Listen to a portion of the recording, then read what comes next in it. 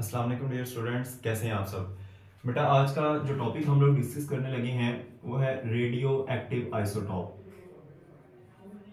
Radio active isotope.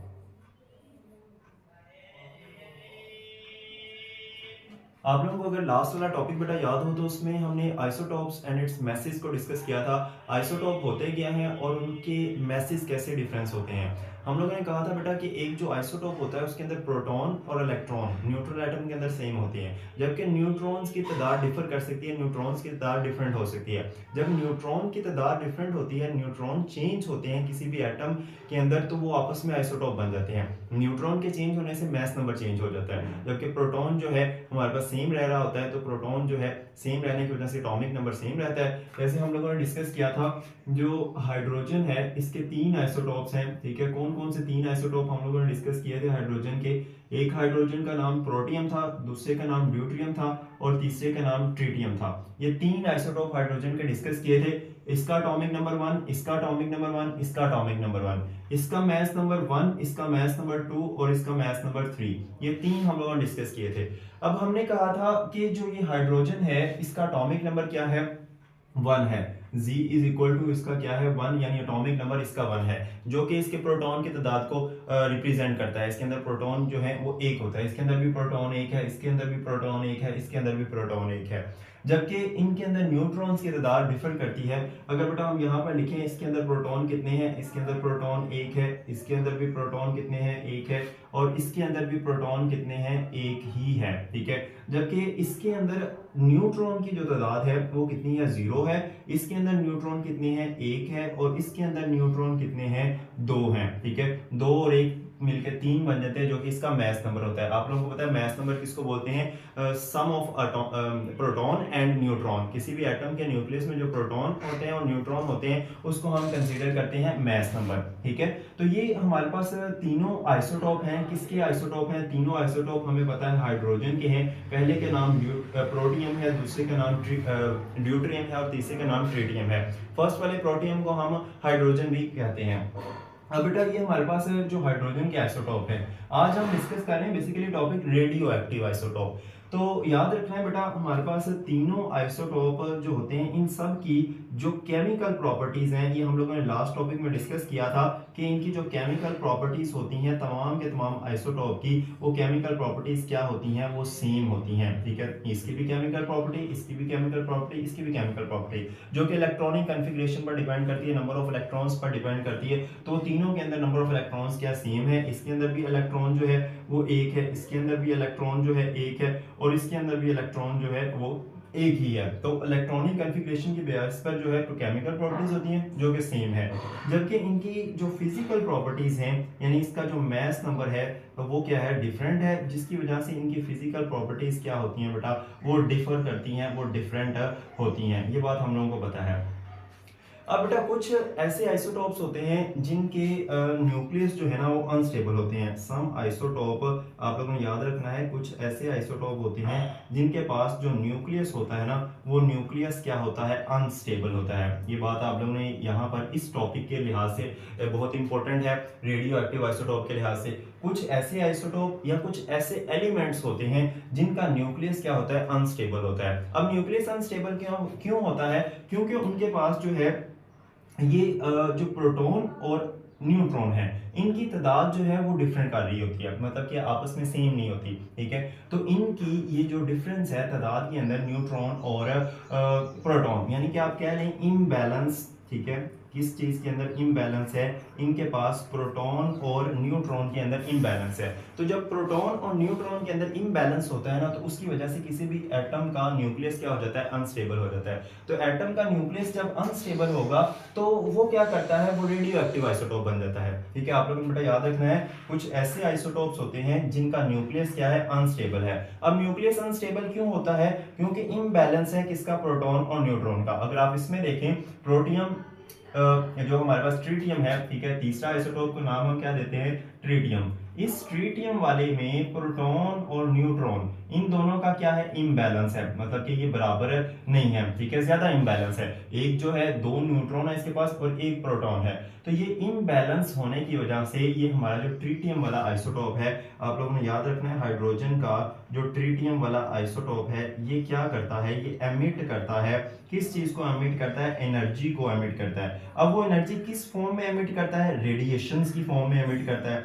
ठीक है, ये बात आप लोगों ने बेटा याद रखनी है, ठीक है। ऐसे आइसोटोप या ऐसे एटम्स जिनके अंदर न्यूक्लियस अनस्टेबल होता है प्रोटॉन और न्यूट्रॉन के इम्बैलेंस की वजह से, वो अपने अंदर से एमिट करते हैं एनर्जी को रेडिएशंस की फॉर्म में, और ऐसे एलिमेंट्स को बेटा हम नाम देते हैं रेडियो एक्टिव एलिमेंट्स का, ठीक है। ये क्या कहलाएगा, ये कहलाएगा रेडियो एक्टिव एलिमेंट या रेडियो एक्टिव आइसोटोप बोल सकते हैं आप इसको। तो ये हमारा ऐसा आइसोटोप है जो रेडियो एक्टिव है।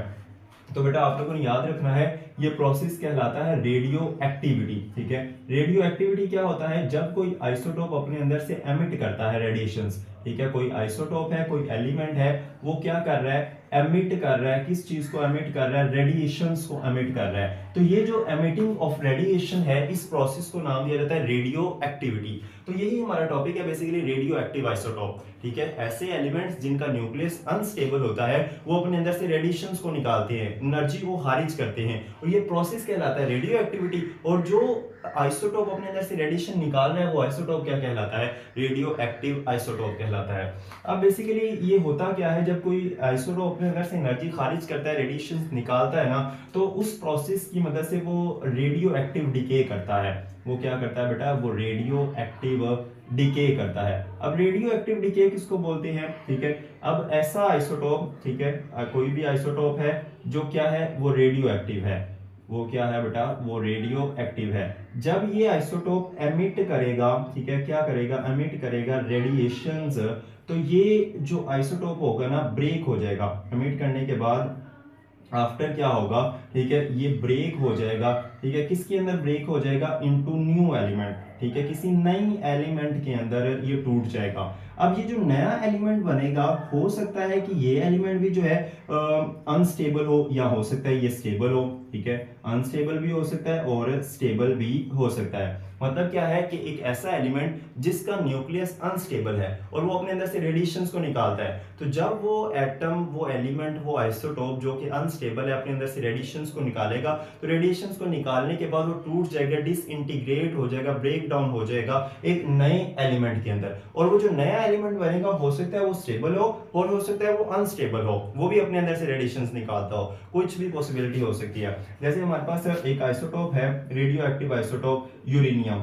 92 एटॉमिक नंबर, 238 इसका मास नंबर। ये हमारे पास बेटा एक ऐसा आइसोटोप है जो कि रेडियो एक्टिव है। रेडियो एक्टिव होने का मतलब क्या है कि अपने अंदर से रेडिएशंस को खारिज करता है। ये इंपॉर्टेंट बात आप लोगों ने याद रखनी है, रेडियो एक्टिव का मतलब ही क्या है, अपने अंदर से रेडिएशंस को निकालने वाला, एनर्जी को रिलीज करने वाला, एमिट करने वाला।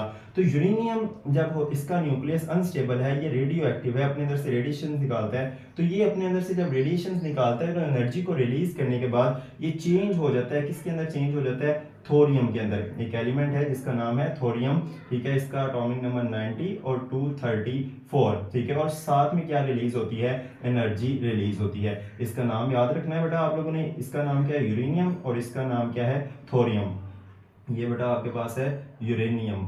यूरेनियम एक ऐसा आइसोटोप है जो कि क्या है, अनस्टेबल है। जब वो अपने अंदर से एनर्जी को खारिज करता है तो वो किसके अंदर टूट जाता है, थोरियम वाले के अंदर, और थोरियम भी फिर क्या होता है, अनस्टेबल ही होता है। और थोरियम के बारे में बेटा याद रखना है, जब ये अपने अंदर से एनर्जी को रिलीज करता है, ठीक है, तो ये किसके अंदर टूट जाता है, ये भी एक नए एलिमेंट के अंदर टूट जाता है जो कि है प्रोटेक्टिनम। इसका नाम क्या होता है, प्रोटेक्टिनम, ठीक है, प्रोटेक्टिनम याद रखना है, ठीक है। इसका होता है 91 to 31 एटॉमिक मास, और साथ में ये भी क्या रिलीज करता है, एनर्जी को रिलीज करता है। बेसिकली एनर्जी को रेडिएशन की फॉर्म में रिलीज कर रहा है, और रिलीज करने के बाद जो है थोरियम चेंज हो जाता है प्रोटेक्टिनम के अंदर। इसी तरह एक और हमारे पास आइसोटोप है जो कि है हमारे पास बिस्मुथ, ठीक है। बिस्मुथ बेटा एक ऐसा आइसोटोप है जो कि एनर्जी को रिलीज करके, रेडिएशन को रिलीज करके चेंज हो जाता है किसके अंदर, थैलियम के अंदर, ठीक है। ये कौन सा एलिमेंट है, ये है थैलियम, ठीक है।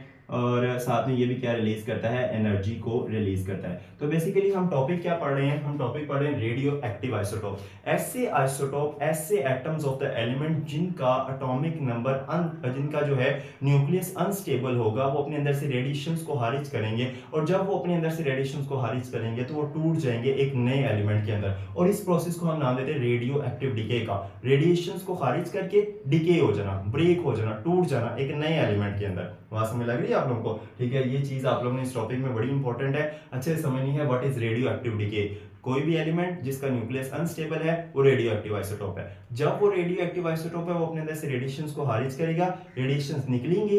ठीक है, वो रेडिएशंस क्या है, रेडिएशंस हमारे पास रेडियो एक्टिव आइसोटोप खारिज कर रहा है। तो रेडिएशंस के निकलने पर जो है वो एलिमेंट टूट जाएगा एक नए एलिमेंट के अंदर। तो वो जो नए एलिमेंट में टूटा है, ये प्रोसेस कहला रहा है रेडियो एक्टिव डिके। और जो रेडिएशन उसमें से निकल रही है, ठीक है, वो क्या है, रेडियो एक्टिविटी। आइसोटोप का रेडिएशंस को खारिज करना रेडियो एक्टिविटी है, और वो जो आइसोटोप रेडिएशंस को खारिज कर रहा है वो क्या है, वो रेडियो एक्टिव आइसोटोप है।